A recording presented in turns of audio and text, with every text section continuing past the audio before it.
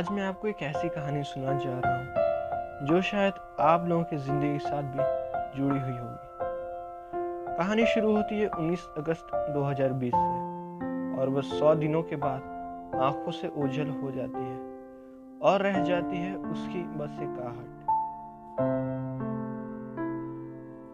कहानी की शुरुआत होती है 10वीं के बोर्ड एग्जाम्स के खत्म होने कुछ हफ्तों के बाद से, जब एक यूजुअल डे था, मगर एक फोन कॉल ने सब कुछ बदल कर रख दिया। वो कॉल था रोहित के गांव से, जो उसकी सबसे प्यारी नानी के बारे में था, जिससे मिले रोहित को बस कुछ हफ्ते ही हुए थे, मगर अब वो काफी बीमार थी। ये सुनते ही रोहित के घर में शोक की एक लहर दौड़ पड़ी। घर के सब लोगों ने मिलकर यह तय किया कि रोहित अपनी माँ के साथ गांव जाएगा और अपने गांव में एक अच्छा खासा लम्हा रहकर वहीं बिताएगा। रोहित के पास लगभग 3 महीने का एक लंबा समय था गांव में रहने के लिए। वैसे तो उसकी छुट्टियां 4 महीनों के लिए थी, मगर उसने 1 महीना अपने ट्यूशन्स के लिए रिजर्व करके रखा था।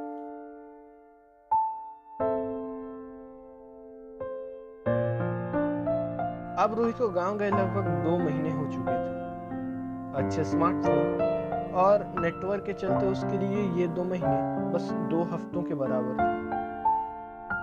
फिर अपने आप को बिजी रखने के लिए रोहित ने खुद की एक पर्सनल फेसबुक आईडी बनाई, ताकि वो अपना मन बहला सके और खुद को बिजी रख सके, क्योंकि वहां उतने उसके दोस्त नहीं थे। मगर फिर भी उसे रह रहकर अपने पापा के वो लाइंस याद आ रहे थे, जिसमें वो उसे हर बार समझाया करते थे, social media is like drugs. तुम अगर इससे एडिक्टेड हो गए तो तुम फिर भी चाह कर इससे दूरियां नहीं बना पाओगे। मगर फिर भी कहते हैं ना, जब तक चोट हमें नहीं लगती तब तक हमें दर्द का एहसास नहीं होता। बस वही लॉ हमारे इस अननरेटेड आशिक पे भी लागू होता था। अब वो इस गहरे सोशल मीडिया के सागर में कूद चुका था। अब उसे गांव से वापस आए लगभग 1 हफ्ते से ज्यादा समय हो चुका था, और ठीक 1 हफ्ते पहले उसने अपने फेसबुक आईडी पे अपनी पहली तस्वीर डाली थी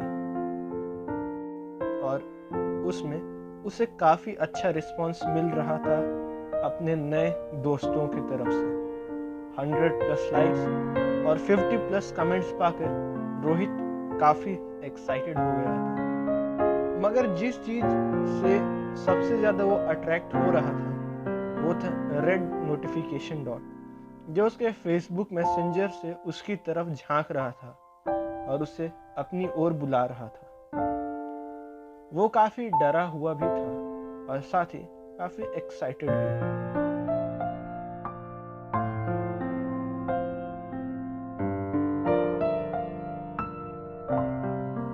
असल में उसे एक मैसेज आया था डॉली नाम की एक फेसबुक यूजर की तरफ से,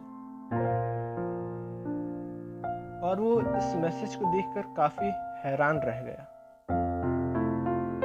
क्योंकि उसे बार बार ये लग रहा था कि उस लड़की से वो रियलिटी में भी मिल चुका है, मगर कहाँ ये उसे याद नहीं था। मगर तभी वो लड़की ऑनलाइन आ जाती है और उसके लिए एक और मैसेज छोड़ जाती है। डॉली की तरफ से मैसेज आता है, हाय पहचानो कौन। रोहित अनजान लोगों से कम ही बात किया करता था, और खासकर सोशल मीडिया पे, मगर उसने इस मैसेज का रिप्लाई कर ही दिया, क्योंकि इसे इस मैसेज से कुछ अपनापन जैसा कनेक्शंस लग रहे थे। मैं तुम्हें नहीं जानता, मगर फिर भी ऐसा क्यों लग रहा है कि मैंने तुम्हें कहीं देखा था या देखा है। फिर डॉली की तरफ से एक प्यारा सा रिप्लाई आता है, मैंने तुम्हें फ्रेंड रिक्वेस्ट भेजा है, एक्सेप्ट कर लो, शायद आगे जाके तुम्हें काम आ जाए। रोहित थोड़ा घबराता है और उससे पूछता है, काम? कैसा काम? मगर तब तक बहुत देर हो चुकी थी। डॉली ऑफलाइन जा चुकी थी और रोहित उसके मैसेज के रिप्लाई का 3 दिनों तक इंतजार करते रह जाता है।